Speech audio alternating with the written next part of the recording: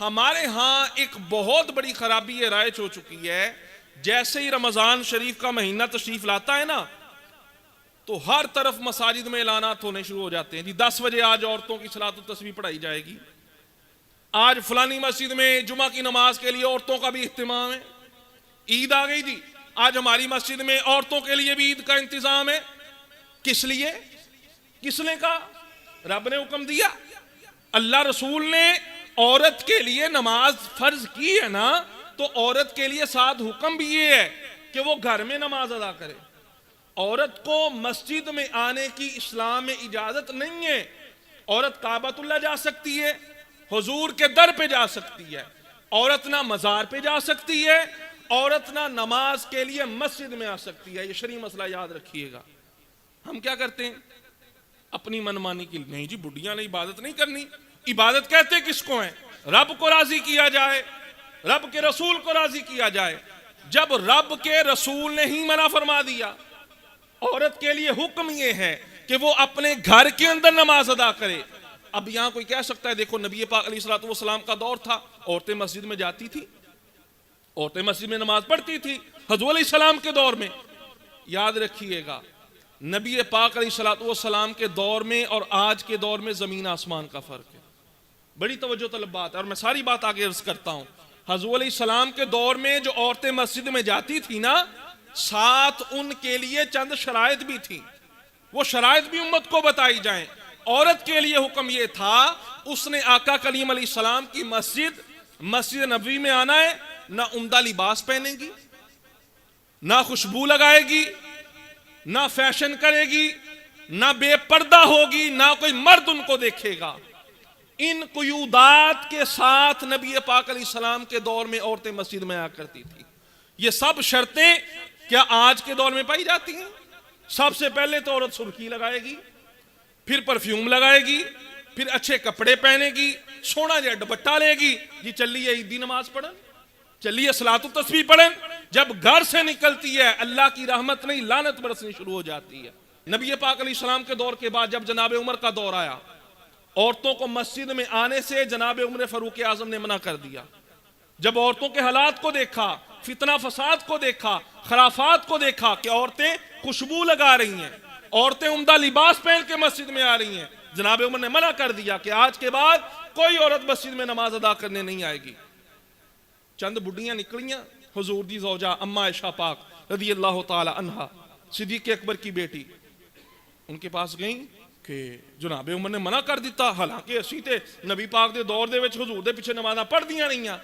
اب حضور کی زوجہ جناب عائشہ وہ کیا فرماتی ہیں؟ کسی کے ذہن میں یہ نہ آئے کہ حضور کے دور میں تو پڑھتی تھی، پہلے تو شرائط تھی، قیودات تھیں، اور جناب عمر کے اس فعل پہ جناب عائشہ صدیقہ سمیت جب جناب عمر نے یہ فرمایا نا آج کے بعد عورت کو مسجد میں نماز پڑھنے کی اجازت نہیں ہے، حضور کے سب صحابہ بیٹھے تھے، کسی صحابی نے کوئی اعتراض نہیں کیا، کسی نے نہیں کہا کہ حضور کے دور میں پڑھتی تھی اب کیوں؟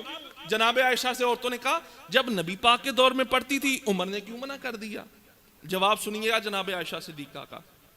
جناب عائشہ فرماتی ہیں کہ اگر نبی پاک علیہ الصلوۃ والسلام آج کے حالات دیکھ لیتے، اگر حضور علیہ السلام آج کے حالات دیکھ لیتے لمنعہن المساجد، تو پیارے نبی بھی عورتوں کو مسجد میں آنے سے منع فرما دیتے۔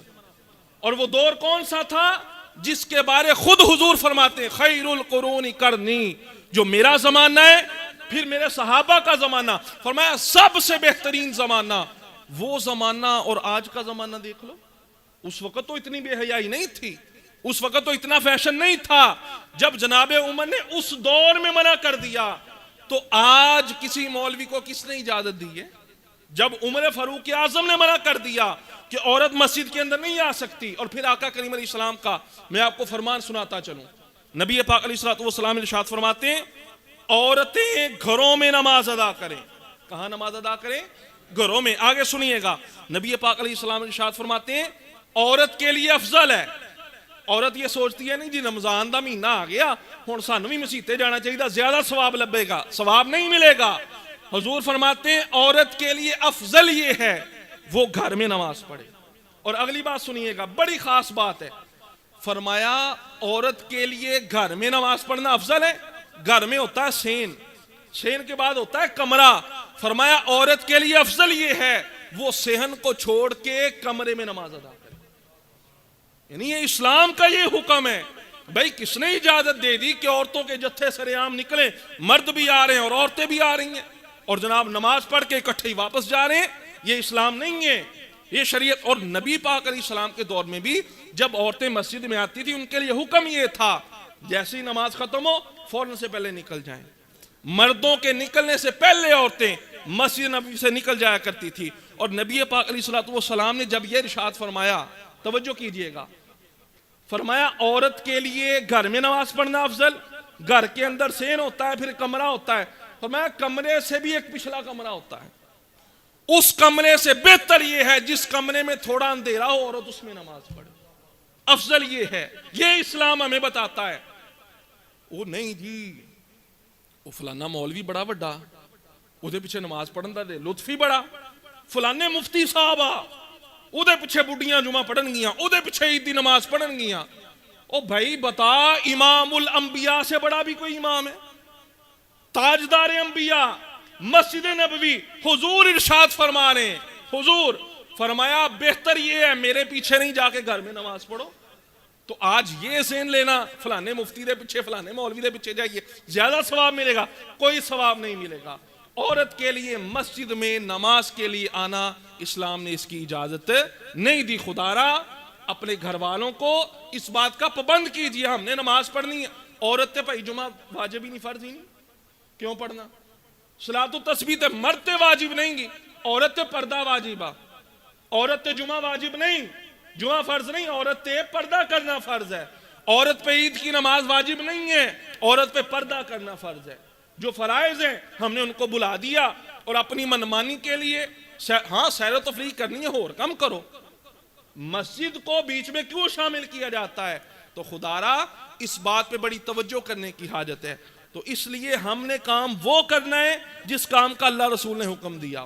اچھا پھر کوئی کہہ سکتا ہے اج کل بھی ٹکوسلا چلیا او کی او مسیتے نہ بلاؤ بڈیاں نو نال کوئی او گوانڈیاں دا کوئی پلاٹ آ کوئی میرج حال آ اتھے بلا لو، اتھے سپیکر لا لو. یہ کس نے اجازت دی ہے؟ اصل بات مسجد میں آنے کی نہیں ہے. حضور نے فرمایا گھر میں، گھر دے وچ پھر سین نہیں، کمرہ، کمرے تو بھی پچھلا کمرہ. مقصد کیا تھا؟ مقصد تھا پردہ. اور مقصد یہ عورت گھر سے باہر نہ آئے بن سور کے، خوشبو لگا کے، عمدہ لباس پہن کے، زیورات پہن کے. مقصد یہ ہے، مقصد یہ نہیں کہ مسیتے ہونا یا میرج ہال چانا یا گوانڈیاں دے گھر آنا، یہ مقصد نہیں ہے. اصل مقصد ہے عورت کا پردہ کرنا. تو اس لیے یہ، اور پھر یہ کہا جاتا ہے عورت کی امامت ویسے ہی جائز نہیں.